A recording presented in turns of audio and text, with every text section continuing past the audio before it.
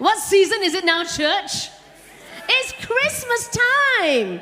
And so we want to revisit the Christmas story in the book of Matthew chapter 2. So would you help me and let us read aloud with gusto? Do you all know gusto?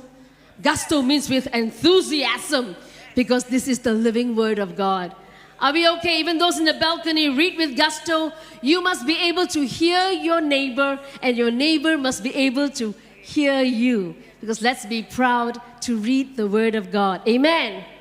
Matthew chapter 2. Now, after Jesus was born in Bethlehem of Judea, in the days of Herod the king, behold, wise men from the east came to Jerusalem, saying, "Where is he who has been born King of the Jews? For we have seen his star in the east and have come to worship him." When Herod the king heard this, he was troubled, and all Jerusalem with him. And when he had gathered all the chief priests and scribes of the people together, he inquired of them where the Christ was to be born. And they said to him, "In Bethlehem of Judea, for thus it is written by the prophet, 'But you, Bethlehem, in the land of Judah, are not the least among the rulers of Judah, for out of you shall come a ruler who will shepherd my people Israel.' Then Herod, when he had secretly called the wise men, determined from them what time the star appeared. And he sent them to Bethlehem and said, 'Go and search carefully for the young child. And when you have found him, bring back word to me, that I may come and worship him also.' When they heard the king, they departed. And behold, the star which they had seen in the east went before them, till it came and stood over where the young child was. When they saw the star, they rejoiced with exceedingly great joy. And when they had come into the house, they saw the young child with Mary his mother, and fell down and worshipped him. And when they had opened their treasures, they presented gifts to him, gold, frankincense, and myrrh. Then, being divinely warned in a dream that they should not return to Herod, they departed for their own country another way." May the Lord add blessings to this word. You may be seated, church. Good morning, everybody. I think I saw some children in the house. Are there children in the house? Can I hear the children? Come on, children. I think you can be louder than that. Can you give a loud cheer? Are there children in the house? That's right, there are children in the house. Now, young people, I believe I saw some very active young people here. Can we hear a loud shout out from the youth in the house? Are there youth in the house? That's right. We are a family church, a church with children, with youth, and all the other ages. Let's not call us old, okay? We're just all the done line ages. All right, are we good? It's Christmas season, and you know, we can't go through this without at least learning a little bit about the birth of Jesus, learning a little bit about how it still makes a difference and impacts us even today. The word nativity. Have you heard of this word before? Nativity? Yeah? Yeah, you've heard of the word nativity. The word nativity actually comes from a Latin word. It's a Latin word which simply means birth. It was used commonly for any birth. But as time went on, the word nativity was used so exclusively for the birth of Jesus, it now becomes known as the nativity simply means the birth of Jesus. But originally, it was just an ordinary word for the birth. So now you have learned a little bit of Latin. Are you all feeling good about yourself? You know Latin now? You're a multi-language people. Hallelujah. So the nativity scenes that we always see, let's have the traditional nativity scene shown. This is the traditional nativity scene. Why do I call it traditional? Because these are the sort of images that we see online. We see it sometimes in certain plays or short skits. So in this, the traditional nativity scene, we will always have Mary, you will have Joseph, you will of course have baby Jesus. And normally in the traditional scene, it's always going to be in some stable, and Jesus would be in a manger. Will be lying in a manger. And in the traditional scene, there will always be a few shepherds, and they will have their little sheep alongside because it adds nice texture to the picture, right? To have sheep as well. And besides the sheep, they will also have the wise men, all in one go. That is the traditional nativity image that we are so used to seeing. But I want to tell you something. This is not, no one was trying to kid you, but what they were trying to do, I believe, is not to lie to you, but what they were trying to do is to bring the essential key characters involved in the entire nativity, the birth of Jesus, into one image. But actually, this is called a two-in-one image. Why is it a two-in-one? This is not like your coffee two-in-one, no. This is two-in-one image, meaning that it is two different incidences, two different events of the nativity scene. Two different events and captured in two different passages of Scripture. So, before we go into the Bible verse that we talked about, we're going to talk about that nativity of the first event of the nativity scene. And this is taken from Luke chapter 2. In Luke chapter 2, verses 8 to 20, we're not going to read it now, but I think it's good for every one of us to go home, read it for yourself, read it as a family, read about the nativity stories, so that you can appreciate what really took place on that first Christmas. So this is the first nativity event.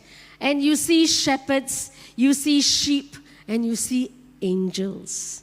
Am I right? At this time, the shepherds are actually ordinary people. In fact, in some instances, they're not looked well upon because they have very menial jobs. And here, as we read in that passage, it was late at night, where everyone else was probably nicely at home having some nice roast lamb, perhaps. They were taking care of the sheep out in the fields. And they were not near some cities. They were out in the fields where there was no one else. It was not a job that was very exciting. Nobody would tell your children, oh, I think next time when you grow big, you must become shepherd. That was not the dream plan, because it was such an ordinary job.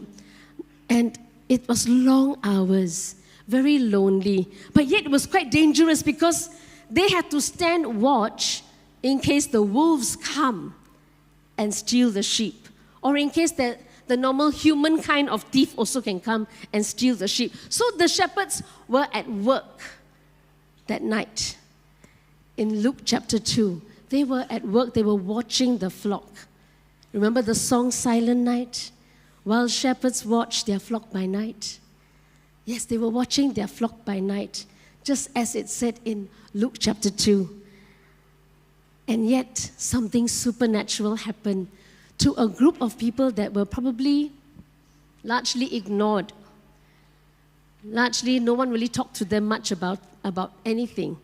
But yet, they had a supernatural encounter. Suddenly, in the middle of the night, an angel appeared to all the shepherds. And the angel came bearing good news. The angel was saying, I have good news for you.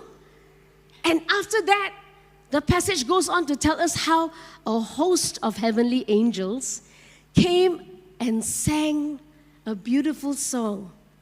Peace on earth, goodwill to all men. Wow, can you imagine if you were a shepherd, you're minding your own business, you're thinking it's same old, every day is the same thing. Suddenly an angelic presence appears. And why this is even more special? Because the history is this. For 400 years, there had been no word of God. For 400 years since the Old Testament until the New Testament, there was what we call a 400-year period of silence.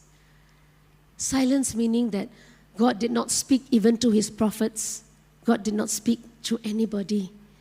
And there was just nothing from the Lord. So when an angel comes with heavenly host, it's something so mind-boggling, something so amazing and incredible. And that was what took place. And you know, when they say, we have come to bring you good tidings. We have come to bring you good tidings. The word good tidings actually comes from a Greek word, evangelios. Evangelios, sounds familiar, evangelios? That's where we come with the word evangelism. The angels were the first evangelists, the heavenly kind, the heavenly evangelists. The angels came not to the kings, not to the people of the city, but came to ordinary shepherds to tell them the good news. So they were the first evangelists coming to tell good news, good tidings. You know, I believe that the word good news, good tidings, that's in the Bible, I believe that our glad tidings pioneers 60 over years ago would have used this verse as an inspiration for our name.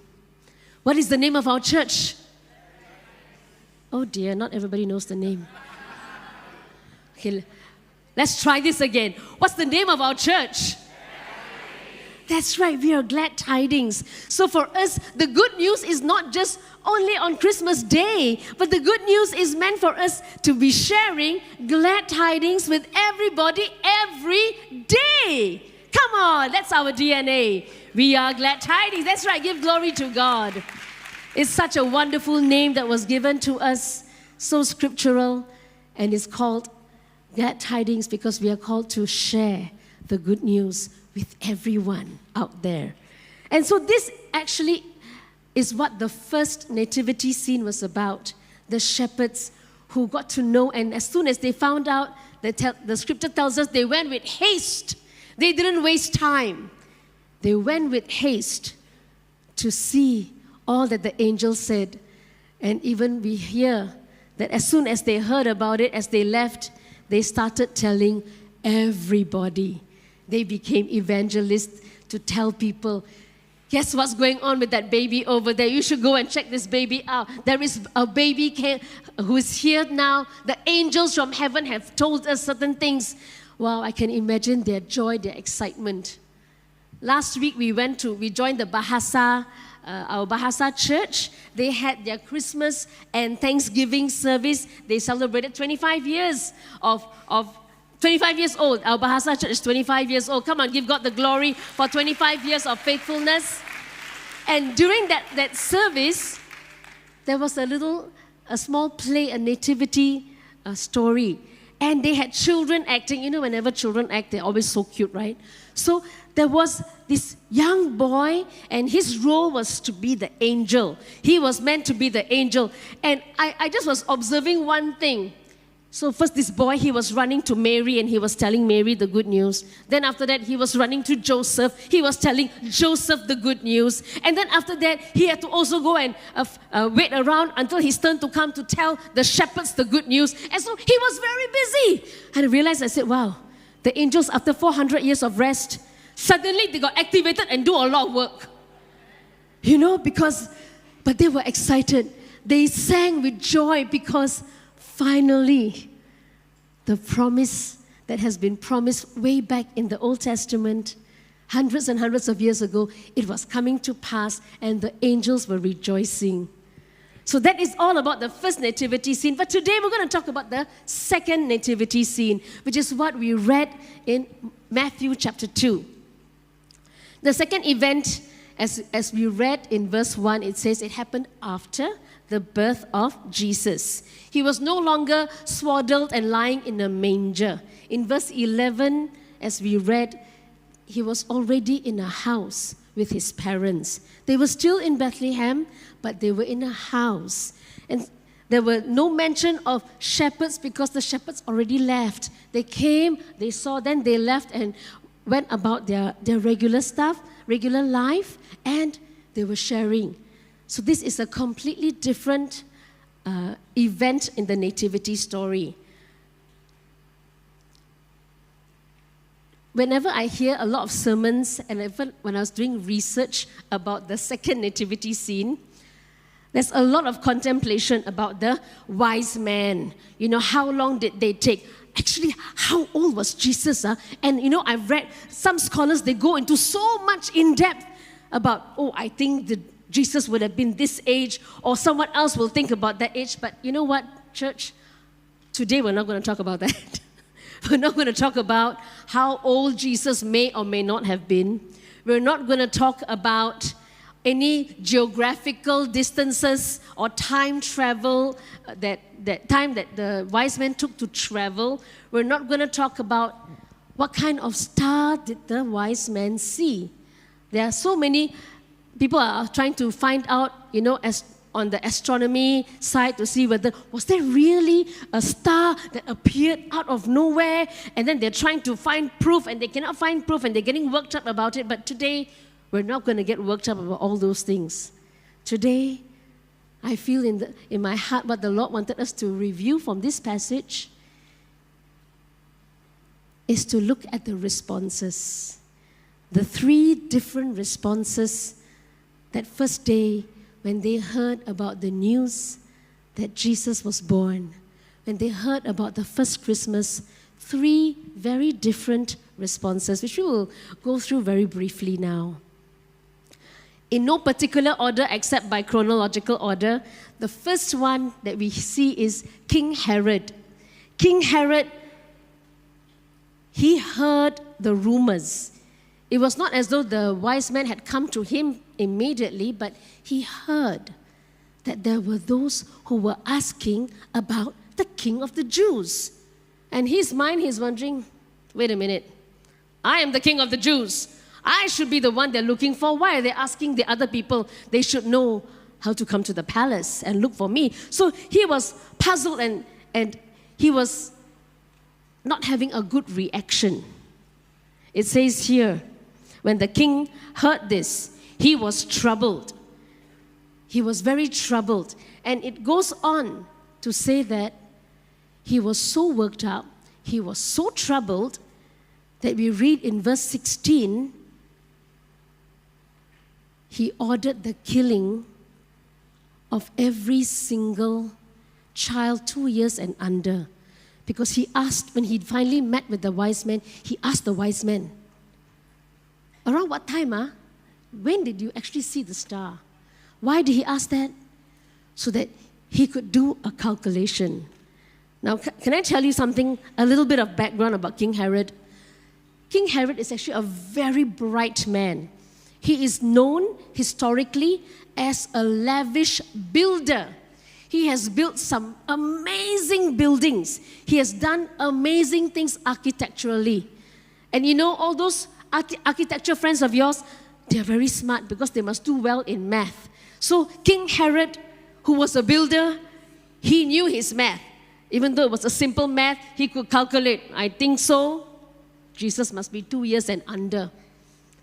And therefore, to secure his position, he ordered this killing. What would drive a man to do this? Let me tell you, his nature and his character. King Herod, he reacted with such hostility because I believe there was a lot of insecurity in his life. He was always killing people who proved to be disloyal, or who may have a chance of betraying him, or maybe in his mind he foresees them as a threat. How do I know this? Because historically, we know that King Herod even killed his own wife. History tells us that he actually loved this wife very much. He had many wives, but he loved this wife very much. But he had a whiff and he thought, I think she's going to betray me. And so he had her killed. And not just that, he even had 2 of his own sons killed because he thought that they would one day usurp him. And besides that, he had 14 members of the Jewish Sanhedrin killed. The Sanhedrin is actually the Jewish judicial council, because he thought that they would they were planning a coup against him. They were planning to do an uprising against him, and so he had them all killed. So he's that sort of man. He kills every threat to his power, every threat to his kingdom, every threat to his position. So when you understand his background, you will understand why he had no qualms about ordering a massacre of little boys 2 years old and under. So scary. When we allow our emotions and insecurities to get the better of us, we end up doing some really nasty stuff. And that's what Herod did. The second response I want us to consider is from the chief priests and scribes. Now, there were many priests, but how it works is there will be the chief priests who are what you call the upper echelon, the upper levels of all the priests. So these are the chief priests, and they rule over all religious affairs. And besides the chief priests, there were also the scribes. These scribes are not just people who take notes. No. These are actually well-versed teachers of the law. They are teachers of the law, and they also rule the judicial councils over Jerusalem. So they are very key in the political environment of Jerusalem. So when Herod called the chief priests, and when he called the scribes, he was calling the upper levels of people. And when I say that they know the law in practice would be the Old Testament law. So these are people who actually are so well versed with scriptures. They know everything about the scriptures. So when Herod comes to them, he asks them, what do you know? Have you heard about the Christ? What is the word Christ? Christ is not Jesus' surname. Do you all know that? Do you all know that? Can I just... Because people think Jesus... I ask this, you know why? Because when I was a child, I just thought Jesus Christ because he's Mr. Christ, you know? Then I realized, no, he's not Jesus Christ, as in the second, his surname is Christ. Christ means Messiah. It means he's the Savior. He's the one that has been prophesied about. So when Herod asked, do you know where the Christ is born? He's talking about, do you know where? The scriptures say, where is the Messiah, the chosen one, the one who's supposed to save us all? Where is he supposed to have been born? That's the question. All right? It's not that Herod knew his surname. All right? I hope we're all clear. But I think maybe I'm the only blur one. But maybe. So when Herod asked them, they could just quote immediately. They quoted actually from Micah chapter 5 verse 2. Micah chapter 5 verse 2. And that is exactly where we find this scripture detailing that it is from Bethlehem. From out of Bethlehem a ruler shall come. They knew that this was the verse that will point towards the Messiah. And so they knew it all right up here. But nowhere in scripture did we see them going all the way to Bethlehem to verify. They knew. Somehow they heard from that there were people coming because they saw a star. They never investigated at all. They never left their comfortable place in Jerusalem. They never left their positions of being leaders of the society there. Jerusalem and Bethlehem will only be half a day's ride. Just half a day's journey. But they never made the effort to check it out. For context, they had been waiting for 400 years. For context, some of the prophetical words even took place 800 years prior to this.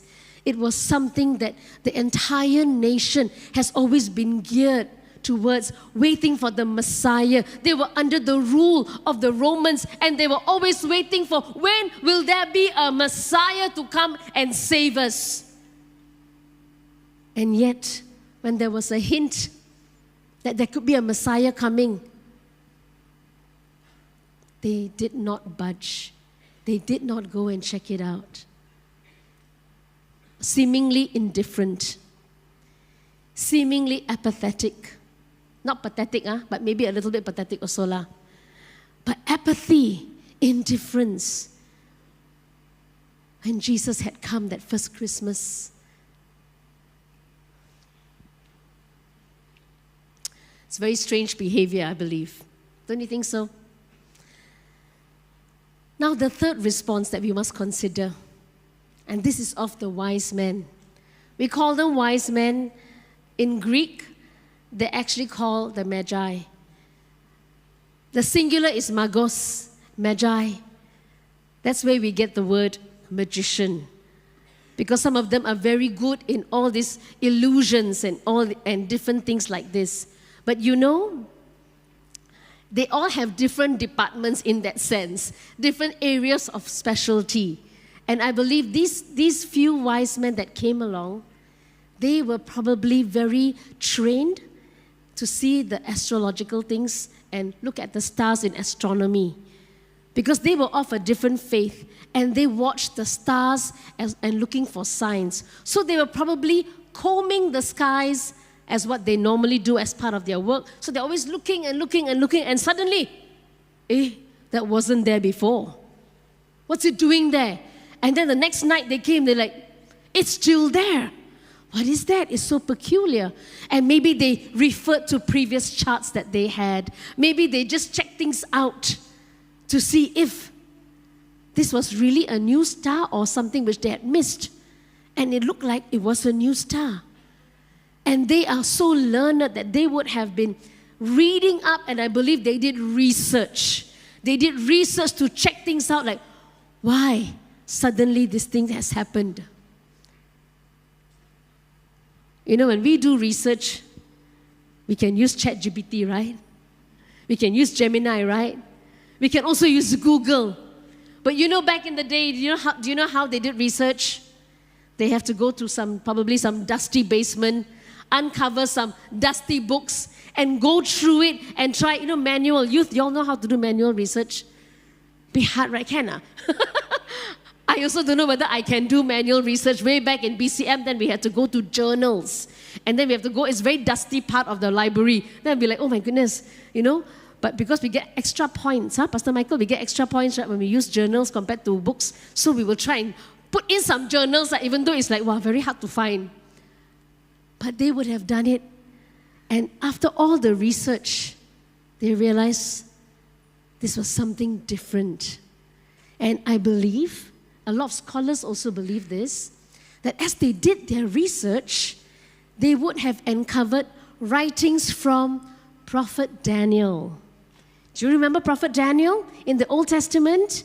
He was actually serving under the king of Persia way back hundreds of years ago. And he was regarded as a wise man of the day. Even in the book of Daniel, it's a prophetic book with many, many verses pointing towards the Messiah as well as towards the last days. So they would have probably figured it out like, this is the star, this is the sign towards the Messiah. Maybe this is it. So they would have taken time to do their research, taken time to plan for a long trip. How long will the trip have taken? In scriptures, it tells us when Ezra, who was part of the Babylonian captivity, when he made the journey, but he made a journey with a lot of people, and it took them 4 months. So with lesser people, perhaps it would have taken 3 months.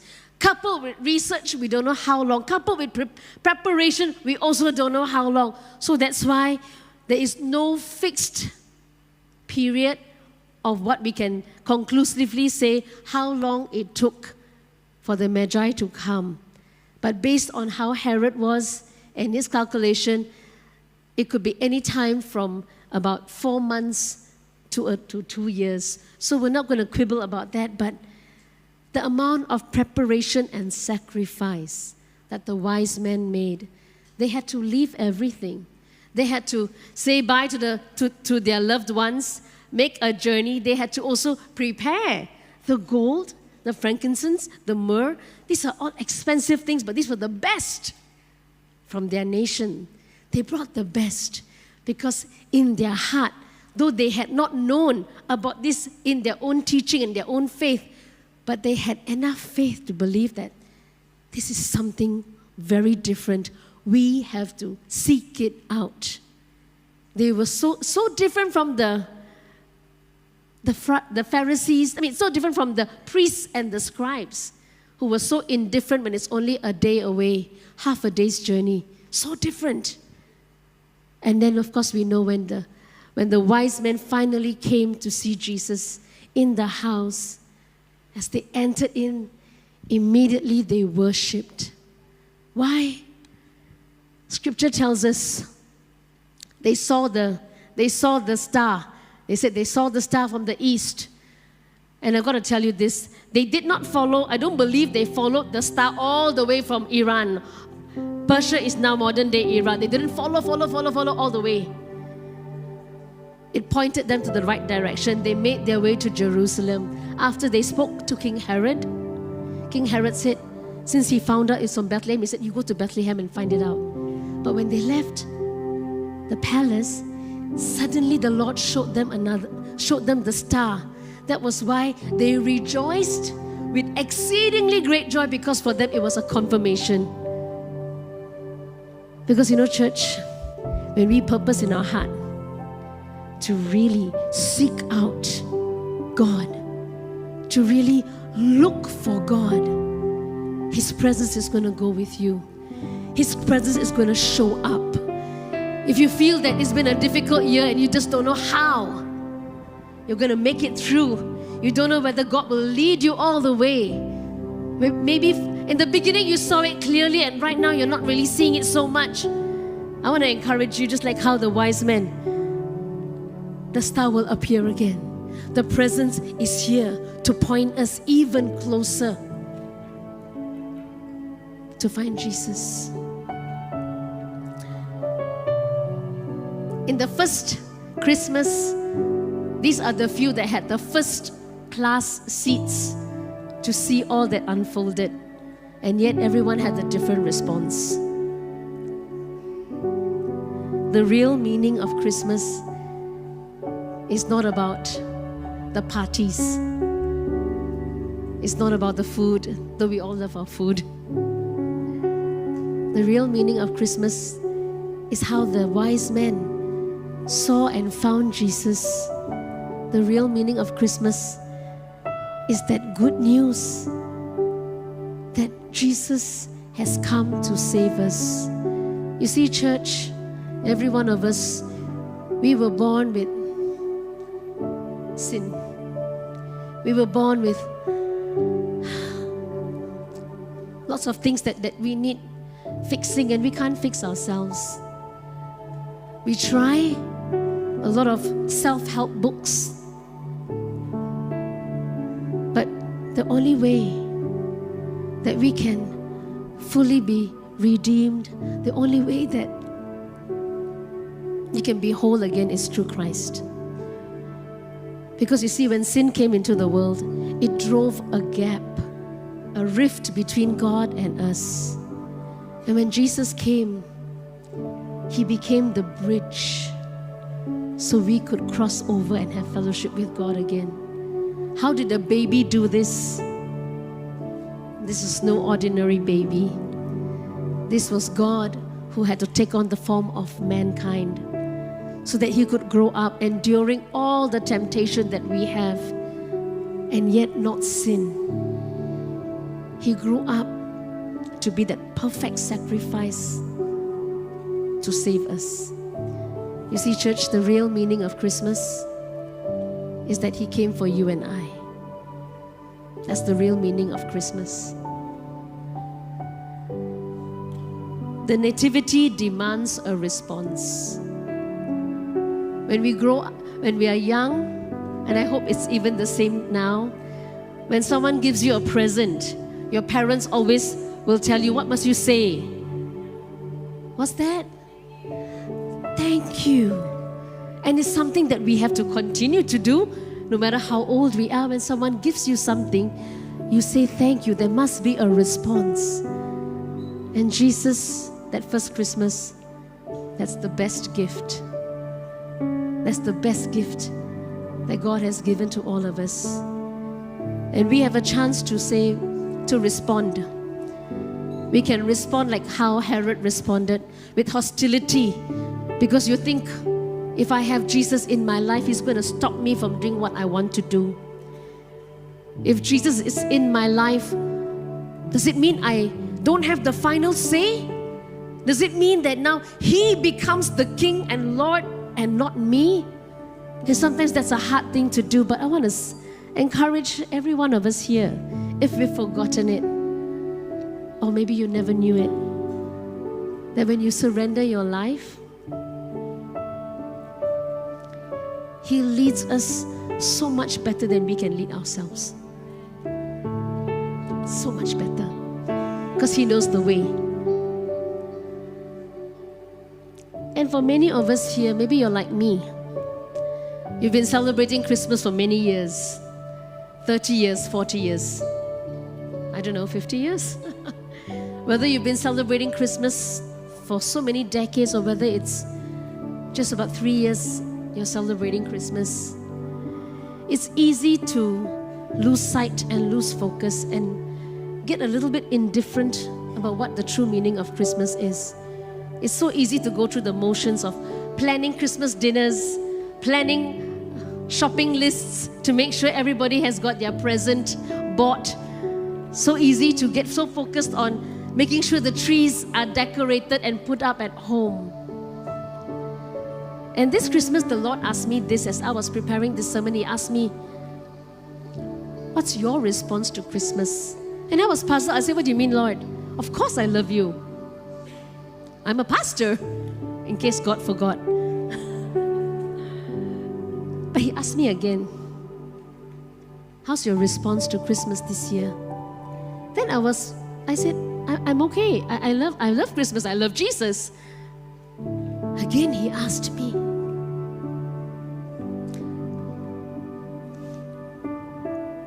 when He asked me for the third time, I knew He was looking into my heart. And I answered Him and I said, I'm tired. I said, Lord, I'm so tired. It's been tough trying to balance it all.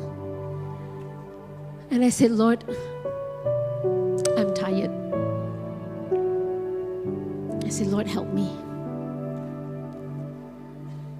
And just a little while after that, it was a particularly unexpectedly exhausting day. And I didn't plan it to be like this, but it just happens, as you know how these days can be. And there was one last appointment I had to make. I wanted to cancel that appointment actually, because I was so tired, because there was not such an important appointment. But I just decided, let's just do it and get it over with. And so I made that. I kept the appointment and I went. It was just supposed to be an hour. But I met someone during that appointment. And I was just talking to her about Christmas. I was trying to see whether I could invite her. And then she began to share with me how she has been away from her country, her family for this whole year. And she shared how so much struggles. Both her parents have passed. Her elder sister has passed. It's almost that she's alone. And she said the first few months in Malaysia, she contemplated suicide because she felt that there was nothing left. She's a Christian, but she felt so alone. And I began to remind her that Jesus loves her. I began to remind her about the Christmas message.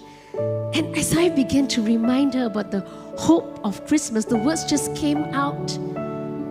And the Lord also ministered to me as I was ministering to her, to remind me that Christmas is about hope. In the midst of such a difficult year, if you've had a difficult year, if things have just been so difficult and you just don't see a way out, I want to encourage you as the Lord encouraged me. Christmas is about hope. Jesus came to give us hope amidst the darkness. And when hope comes, our hope is not a wishful thinking. It's not wishful thinking alone, but hope is about letting faith rise again, about believing that God will shine His light and show the way again, that God will give us the breakthrough, that God will give us that new strength, that God has not abandoned us, that God sees everything. And as I began to encourage her, she was encouraged, I was encouraged. And that 1 hour appointment became a 2.5 hour appointment. But I was refreshed, I was energized, and hope was alive again. Situations haven't changed, but what has changed is my hope has been renewed, my faith has been activated once again. A fresh reminder that the love of Jesus continues. The love of Jesus strengthens. So that's why, church, no matter how many Christmases we've had, I believe the Lord is asking us all to be like the wise men. Come back to a heart of worshiping. Come back to having a heart to adore Him. Come back to do something special so that this Christmas is not just like any other day, but ask God for something fresh. I want to just close the service. I want to invite us all to stand to our feet. Let's honor the presence of the Lord and not be leaving this hall right now. Let's honor the presence of the Lord, because I believe that there are some who are here, you're visiting with us for the first time, and maybe you've not yet invited Jesus to be your Lord and Savior. You've not yet known how wonderful and how marvelous it is to follow Jesus. Or perhaps you have been coming here for quite a while. Perhaps you have been knowing so much about Jesus but never having that first-hand experience of following Jesus. I don't want to end this service without giving you the chance to experience a Christmas this year with Jesus as your Lord and Savior. If you say, I want to have this Jesus that saves me as my God, I want to have this Jesus come into my life and take over and teach me and lead me, forgive me for all that I've done. I just want to invite all of us, let's just close our eyes. Let's just close our eyes. Christians, if you are here, can I encourage you just to be prayed up right now? And for those who've yet to make this decision, but you're feeling a stirring in your heart right now, you're feeling an awakening in your heart, and you're wondering, should I not? I want to encourage you, that is the Lord calling you. I want to invite you, if that's you, you want to invite Jesus to be your Lord and Savior. We want to pray with you. I want to invite you to just raise your hands up high above. In the first service we had the privilege of praying for those who are wanting to accept Christ. If that's you, you want Jesus to be your Lord again, you want Christmas to mean something than just another party, but you want Christ to be your Lord, just quickly lift up your hands so we can see you. We want to pray with you, not to embarrass you. Anyone? We'll just wait a little while. We don't want to miss you out because this was the best decision that I've made. And it is a decision I keep making every day for Jesus to be my Lord, for Jesus to come. Just wait a little while. Nothing is more important than giving you this time to say, yes, I want Jesus. I want Jesus in my heart. Hallelujah. Hallelujah. If you're a little bit shy to raise up your hands, but if you came with someone, perhaps after service you can speak to your friend and come and see any one of us pastors in front. We would love to pray with you and journey with you. But even now, I just want to, before I turn the service around, for those of you who are joining us online, if you would like to make a commitment to Jesus, you will see a link being dropped into the chat group. I encourage you to just fill up the information, because our Christian journey is meant to be journey in community, meant to be journeyed together as a family of God. So do click on the link and leave us your information. We will call you and get in touch with you. Right now, I just want to turn the service around. I want to address two different groups of people. The first group, even as we're nearing towards the end of the years, we've got just about 10 days, including today is 10 days before we close the year out on December 31st. And you're saying the last 300 over days, it has been a breaking time. It's been a time where you've been trying to trust the Lord, but you've not been able to see that breakthrough. And perhaps you're saying that my hope, I have very little hope left. I don't know how to hope again. I don't know how to have faith again. We would love to pray for you. We really want to pray for you and encourage you, because I believe that breakthrough is coming. Just like how the wise men had an encounter and saw that star appear again. So many believe that the star is actually the presence of God. And if you need that presence of God in your life afresh, in a little while when the worship team leads us in worship, the altar will be open for you. And we want to pray for you, to walk you through that journey. And for the rest of you, this is very important. How many of you have loved ones that are yet to know Jesus as your Lord and Savior? Just lift up your hands quickly. Whether it's your family or your colleagues, right? Do you have someone? Because I want to believe this for you. Because the first Christmas, the angels were the evangelists. And when they shared to the shepherds went around becoming evangelists. And it's in 3 days' time, we're going to have a Christmas service right here at 10 o'clock. We want to pray for an activation so that we will be emboldened to really invite with faith. Invite our friends with faith, believing that the angels, that the Lord is going to be doing something even right now for our pre-believing friends. Can we do that? Because we need to do this right now. The urgency is now. Let us not wait. So we're going to do this.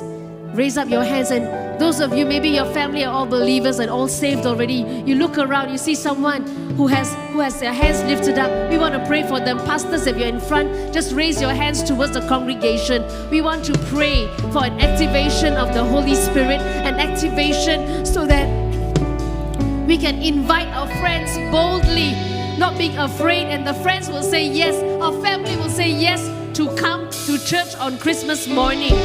Oh, Rabasanda Kurabari Anda. Who is it that you want to bring? You got names being given to you. You got faces coming to you.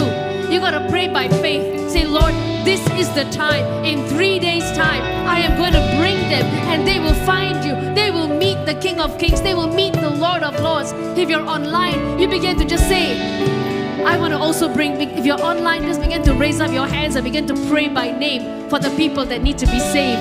Oh, praise you, Jesus. Yes, worship team, stretch forth your hand towards the congregation. Hallelujah. Oh, Rababa Shandai. Lord Jesus, we pray for every hand that is outstretched right now, Lord. They are remembering friends. They are remembering friends by name. They are remembering family members by name who need to know you, Jesus, who need to know the real meaning of Christmas is that Jesus Christ came as a child to be our Savior, to save us from sin and death, and to give us new life. So Lord, I pray, Lord, for an activation, a fresh anointing, a fresh outpouring upon every one of us, oh God, that Lord, we shall be bold to ask again.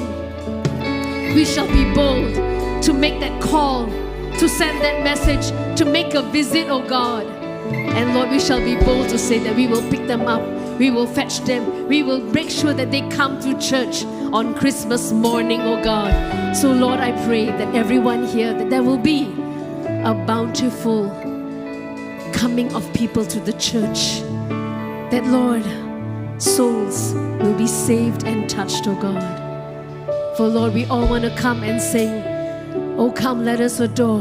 We all want to be adoring you. We want to be giving glory to you. We want to be worshiping as the wise men worshipped, oh God. And Lord, I pray for every one of us that Christmas hope will come afresh alive in all our situations. So let us worship God with all your heart. Let us adore Him. And for those you want us to pray with you because of the hard year it's been, you have a particularly difficult time, or maybe you have a health challenge, you want us to stand for a Christmas miracle. The altars are ready and open. The pastors will pray for you. Let us worship for the rest of us.